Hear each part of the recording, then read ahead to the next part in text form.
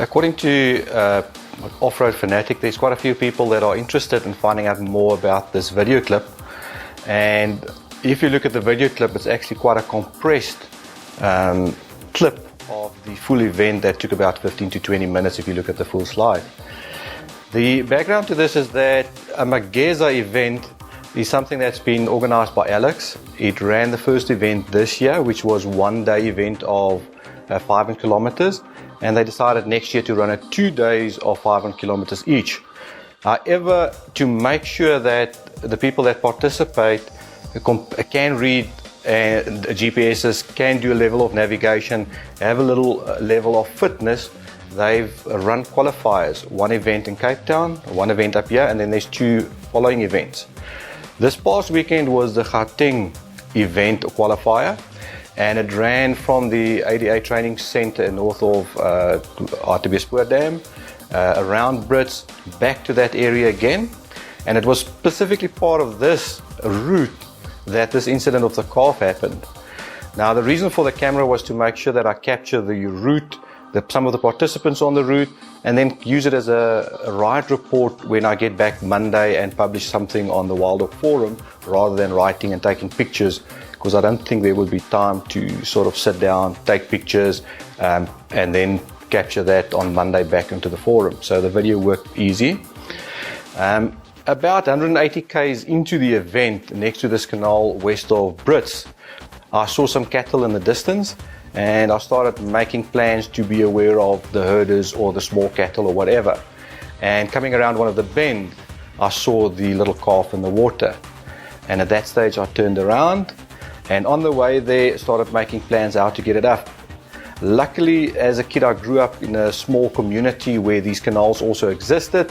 I knew the difficulties of getting in and getting out, and all I needed was an anchor point. I had the rope, and I used the bike, tied it quite low. I see there's a lot of questions about won't the bike be pulled over. I tested that before I went in. I thought it was going to be a quick grab the calf, get out and go on with the ride. As I knew where the herd was, it was just a case of getting it out, dropping it off to the owners, and then go on. So I didn't expect it to end up the way it was with a plan A, B, and C.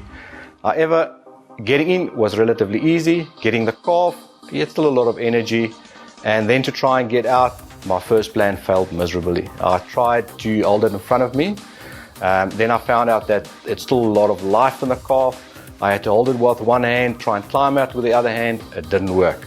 So back into the water we went. The next step was to try and push the calf out against the side wall. There was a crack in one of the walls, and I thought the calf might get some grip. And I tried to push it. That plan didn't work.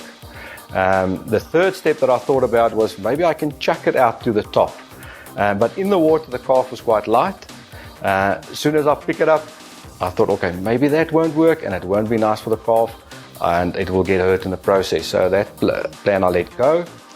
And then the last plan, or the second last plan I made, was maybe I can put it on the back of myself, like a rucksack, get the feet around my head, use my belt, tie the feet together, and then it'll be easy to climb out.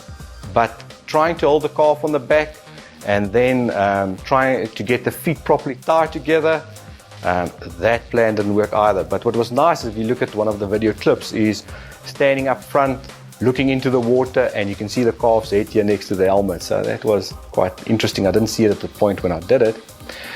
So that didn't work, and then the final plan was to tie the feet together, tie the rope to the strap, and then make sure that the calf's head is out the water, get myself out, pull the calf out, and then make a plan to get it back to where it was. When it got out, it was quite tired, it was shivering, and I knew I had to get it to whoever the owner is as soon as possible, get it back to the mother, and so that it can get some milk, get warm, and go on. After that, it was putting the calf on the bike. It lied very still. It seemed to enjoy the ride in some way. And I rode to where I saw the cattle. I met the first 2 herdsmen. Unfortunately, we had some language problem in really understanding one another, but they could show me where the main herder was. I rode to him, and then he explained to me the bridge, crossed the bridge, and I handed over to him. He was very happy with receiving the calf. And that was sort of an event during the event, so it was actually a non-go. It was, I think farmers in South Africa do that quite regularly and they take it out. I came back, I published the first one, and then people asked for the second one. I published the second section, and I did not expect what happened after that. I started hearing words of going viral. Now I know what that means. But I think that if I look back at it, the act of getting the calf out the water is quite mechanistic, and some farmers do it on a daily basis as part of their life. And they've got ways and means of doing it. However, the real thing for me is, on the one part, saving the calf. On the second part is what I've seen coming back on YouTube as comments to the video published. There are so many people in the world that's looking for acts of humanity, that looking to believe in humankind, being kind, being caring. And that really makes me humble to think that I can make a difference in people's lives. It's been interesting in the last 2 days to see all the comments coming in. Yesterday morning, my wife and I was lying in the bed, and I had 489 comments, notices on my phone, and we started reading through it. And the heartwarming things is people that appreciate an act of humanity.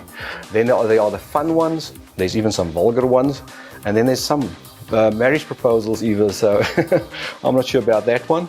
And then this morning it continued, and I think in the end it's about, for me, making a difference. And I think all our bikers, road bike, off-road, dual purpose, all our intent is to enjoy the bike, our intent is to ride in nature, and our intent is to get the best out of it.